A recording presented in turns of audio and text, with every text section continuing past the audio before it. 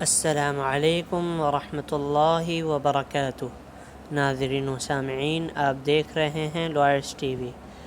ناظرین، آپ اس ویڈیو میں دیکھ سکتے ہیں کہ بحریہ ٹاؤن کے اندر ایک بہت ہی خطرناک تہلکہ مچ گیا ہے، اور اس کے نتیجے میں لوگوں نے احتجاج کیا اور اس کی وجہ سے آگ جلائی گئی، لوگوں کو نقصان پہنچایا گیا۔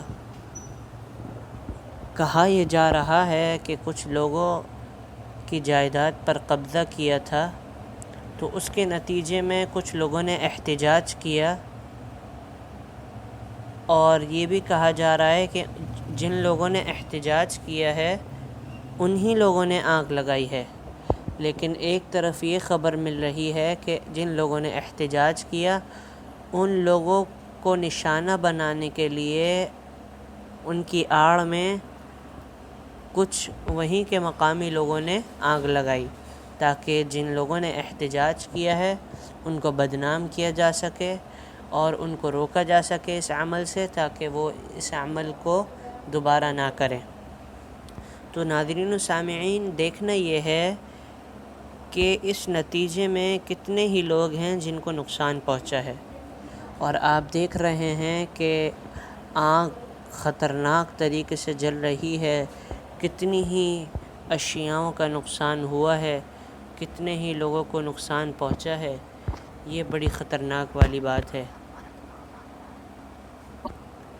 ناظرین، اور یہ نقصان جو ہے یہ کوئی ہزاروں لاکھوں کا نہیں بلکہ اربوں اور کروڑوں کا نقصان ہے۔ اس کا ذمہ دار کون ہے؟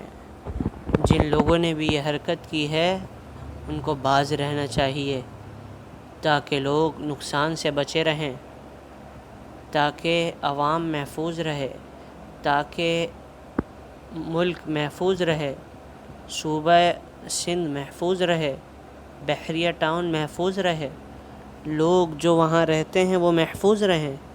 جن لوگوں نے یہ حرکت کی ہے یہ قابل مذمت ہے، اور ہم گزارش کرتے ہیں کہ اس کی تحقیقات کی جائیں، اور جن لوگوں نے یہ حرکت کی ہے ان کے خلاف مقدمہ دائر کیا جائے، تاکہ وہ یہ جرات آئندہ کبھی بھی نہ کریں۔ تو ناظرین و سامعین، لوائرس ٹی وی آپ کو وقتاً فوقتاً ایسی اچھی ویڈیوز، معلوماتی ویڈیوز سے آگاہ کرتا رہتا ہے۔